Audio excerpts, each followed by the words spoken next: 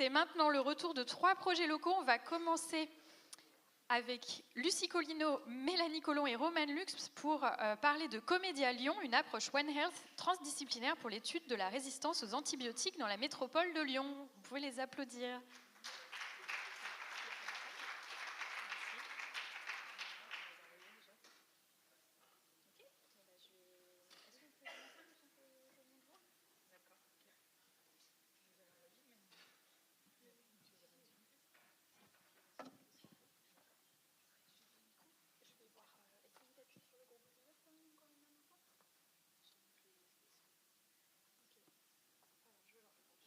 Commencer. Ouais, j'ai un petit souci de slide. Je vais. Alors, a priori, il y a un problème de diapo, donc on peut se présenter en attendant. Voilà. Moi, je suis Mélanie Collomb-Cotina, je travaille aux Hospices civils de Lyon sur la thématique des bactéries résistantes aux antibiotiques et plus généralement sur les épidémies hospitalières. Ah ouais, si, nos diapos, c'est magnifique. Et donc, je travaille sur ce projet Comédia Lyon en collaboration avec Lucie Collino. Oui, bonjour à tous. Donc, Lucie Collino, moi, je suis vétérinaire épidémiologiste à l'ANSES, donc qui est l'Agence nationale de sécurité sanitaire. Et puis, on a accompagné notre collègue Romane Lux. Bonjour à tous. Je suis vétérinaire également et doctorante sur le projet en ethno-épidémiologie. Donc, aujourd'hui, c'est avec beaucoup de plaisir qu'on va vous présenter donc, le projet Comédia Lyon, qui est un projet donc One Health et transdisciplinaire pour l'étude de la résistance aux antibiotiques dans la métropole de Lyon.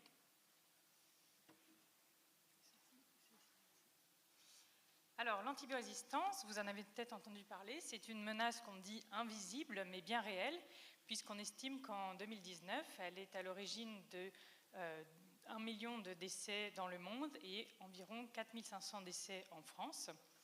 Alors, c'est quoi l'antibiorésistance? C'est finalement la capacité d'une bactérie à acquérir une résistance aux antibiotiques, donc qui sont les médicaments de choix pour traiter ce type d'infection, et donc qui vont rendre l'infection difficile à traiter et peut être à l'origine d'échecs thérapeutiques. Donc, on le sait, la résistance aux antibiotiques, elle est principalement due à un excès des usages. Les antibiotiques, ce n'est pas automatique, je pense qu'on en a tous entendu parler. Mais au-delà de ces excès d'usage, on a finalement d'autres facteurs de risque qui vont influencer à la fois l'émergence, mais également la transmission de la résistance aux antibiotiques. Pourquoi? Parce que finalement, les gènes qui confèrent la résistance aux antibiotiques d'une bactérie, ils peuvent se transmettre non seulement entre bactéries, mais aussi entre individus. Et ces individus, ce sont notamment les humains et les animaux. Mais également, au-delà des individus eux-mêmes, l'environnement, ce qui fait que finalement, nos gènes de résistance, mais également les bactéries qui les portent, vont pouvoir se disséminer entre les 3 secteurs, humain, animal et environnemental. Donc finalement, l'antibiorésistance est une des thématiques qui se prête très bien à cette thématique One Health et qui vraiment nécessite une approche un petit peu globale et concertée entre secteurs pour pouvoir agir de façon efficace. Donc, on connaît certains facteurs de risque qui ont pas mal été étudiés à l'échelle internationale. Voilà, en lien par exemple avec les niveaux de consommation, on l'a dit, mais également les densités, l'accès aux soins, etc. Donc, il y a différents déterminants qui vont influencer sur les niveaux de résistance.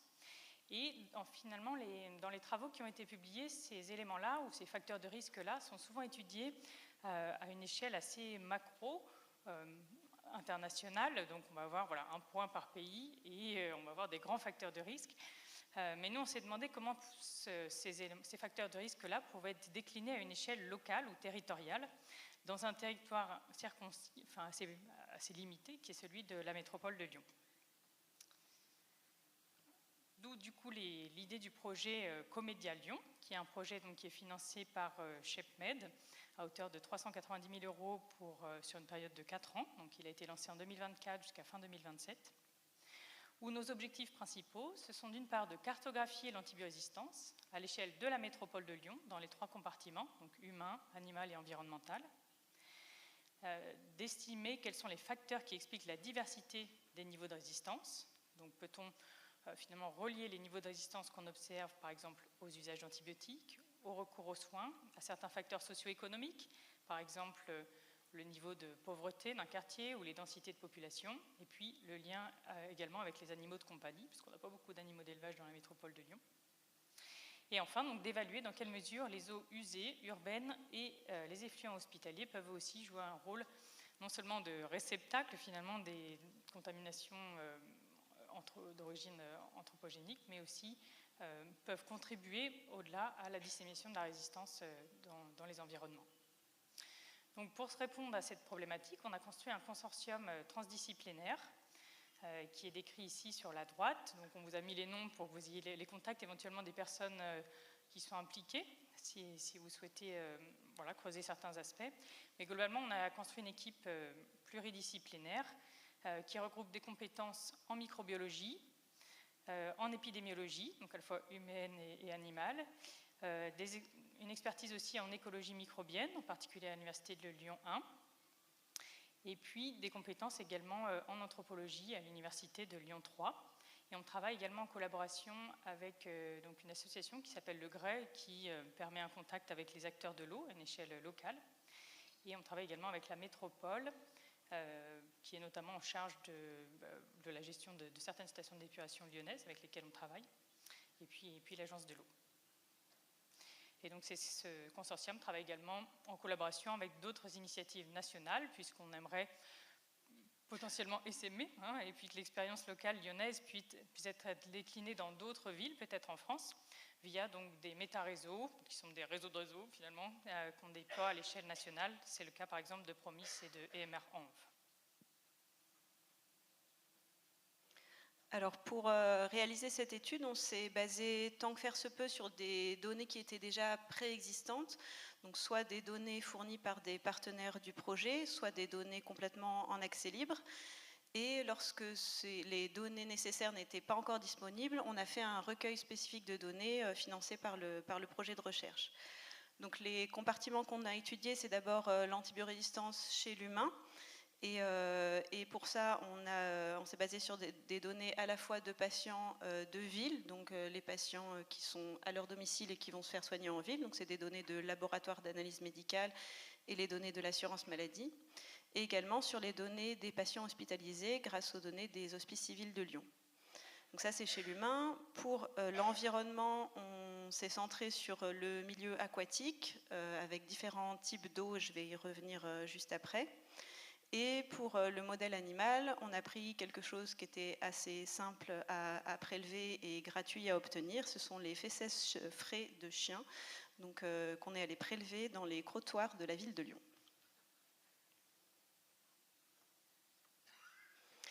Alors je vais vous présenter quelques premiers résultats qui sont très préliminaires parce qu'on est encore en cours d'analyse de toutes ces données. La première chose qu'on a montré, c'est que même à l'échelle d'une métropole qui n'est pas si étendue géographiquement, c'est pas si grand que ça la métropole de Lyon, on a un fort niveau de diversité de l'antibiorésistance chez l'humain, puisque c'est la carte que vous pouvez voir, où chaque petite forme géographique est un code postal de la métropole de Lyon. Et on a une échelle qui va de environ 35% de multisensibilité des souches d'Escherichia coli dans les infections urinaires à quasiment 60%. Donc on a cette diversité même à cette petite échelle géographique avec un gradient, et les zones plutôt bleu foncé, c'est les zones où il y a assez peu de résistance aux antibiotiques, et plus ça va vers le vert, vers le jaune, plus on augmente le taux de résistance aux antibiotiques. Et ce gradient corrèle au niveau géographique quasiment parfaitement avec plein d'autres indicateurs socio-économiques qu'on a pu étudier. Donc c'est des données de l'INSEE qui sont en accès libre. Et on a montré que finalement, les zones où il y a le plus fort taux d'antibiorésistance, c'est celles aussi où il y a un plus fort taux de pauvreté notamment, et une plus forte proportion d'enfants de moins de 5 ans, et que l'effet se potentialise. Donc plus on est pauvre, plus il y a d'enfants de moins de 5 ans dans la zone géographique, et plus cet effet sur l'antibiorésistance est fort. Donc ça, par exemple, c'est des zones qui peuvent être proposées comme prioritaires pour des actions de prévention et de lutte contre l'antibiorésistance. Ça permet vraiment de cibler des quartiers, parce qu'on est sur une échelle géographique assez fine. Et on a une enquête de terrain, donc une enquête ethno-épidémiologique qui va commencer prochainement et qui va nous aider à compléter ces données avec des données qualitatives notamment pour fournir des hypothèses pouvant servir de levier d'action pour prévenir cette antibiorésistance. Pour ce qui est des résultats dans les prélèvements d'eau, au cours de toute l'année 2025, il y a eu des prélèvements réguliers grâce à un partenariat avec la métropole de Lyon sur les 6 stations d'épuration qui sont actives sur la zone de la métropole. Donc vous avez la carte qui montre la répartition des zones d'activité de chaque station d'épuration. Et elles ont été prélevées en entrée et en sortie de stations à différentes saisons tout au cours de l'année.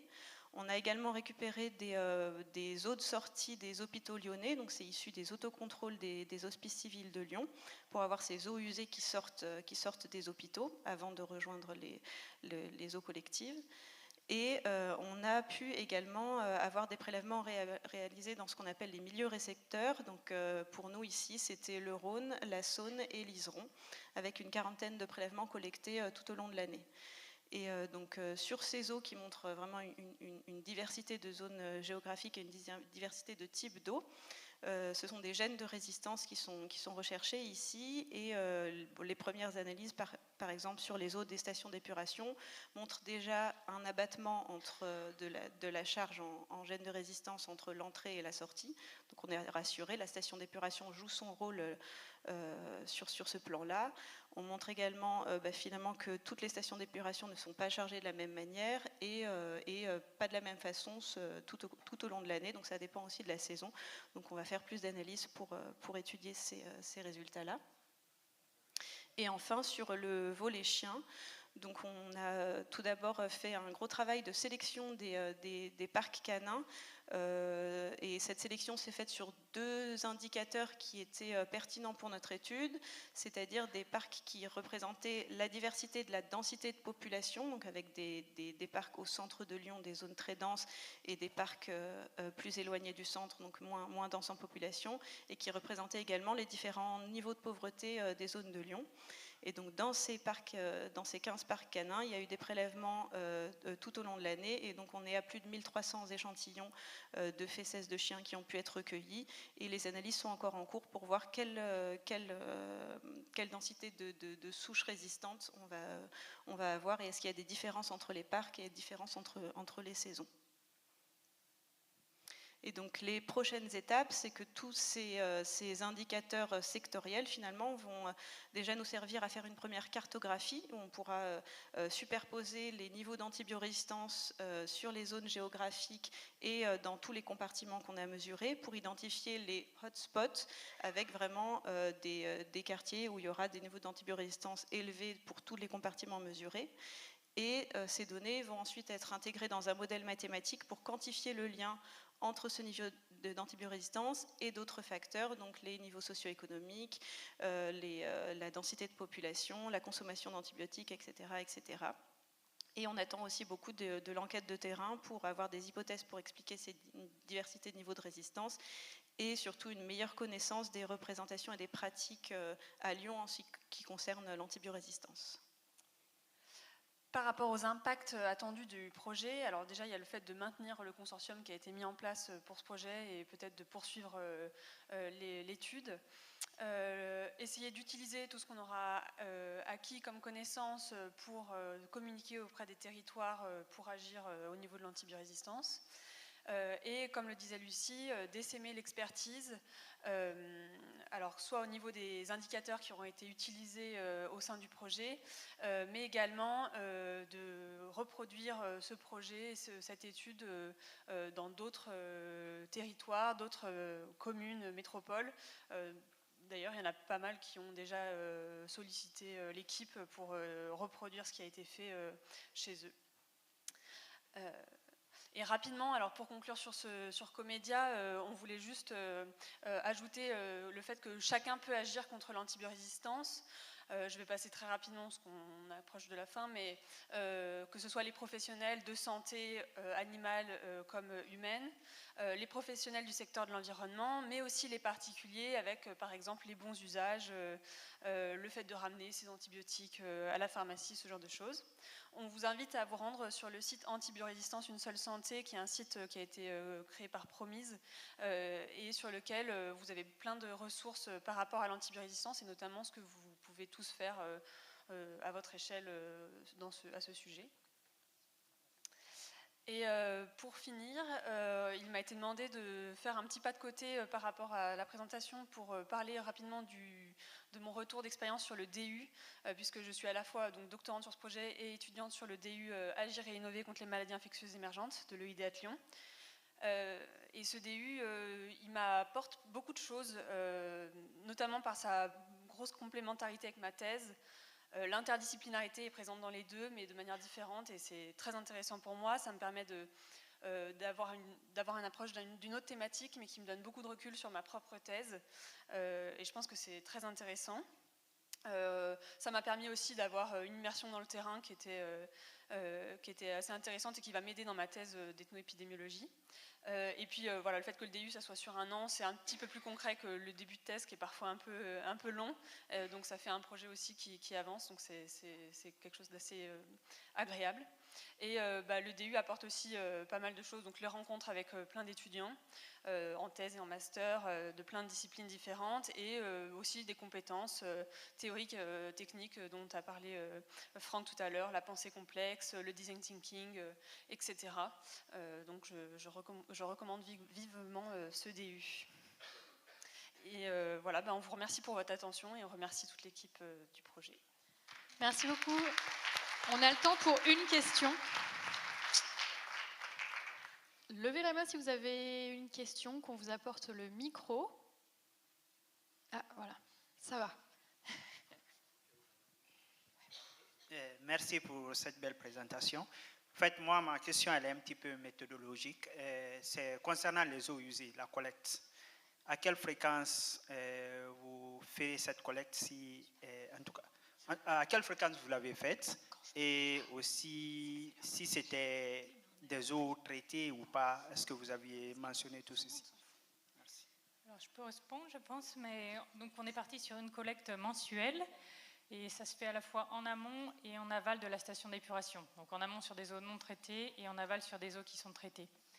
On s'est appuyé sur les prélèvements qui sont déjà faits en fait par la métropole de Lyon, qui contrôle régulièrement ces stations et qui prélève de l'eau pour mesurer d'autres paramètres de pollution, etc. Et donc on s'appuie sur ces prélèvements-là. Ils nous ont mis de l'autre côté qu'on a pu valoriser pour le projet en cherchant d'autres indicateurs spécifiques de l'antibiorésistance dans le cadre du projet Comédia. Et du coup, la diminution de l'antibiorésistance avant, après traitement, c'est une simple réduction de la population globale bactérienne, ou c'est qu'il se passe quelque chose en termes de... Là, ce qu'on a montré, c'est un nombre brut de gènes. Donc, en effet, ça peut être lié à plusieurs choses. Donc, on réfléchit peut-être à normaliser ça par de l'ARN16S, mais ce qui repose quand même à la question de... On ne sait pas non plus combien il y a d'ARN16S dans nos populations bactériennes, donc ça peut varier aussi. Donc, voilà, pour l'instant, c'est un abattement brut, il me semble. Enfin, Sylvie est dans la salle, mais... Merci. Merci beaucoup. Malheureusement, on va garder le reste des questions pour tout à l'heure. Merci beaucoup à vous trois. Vous pouvez les applaudir. Merci.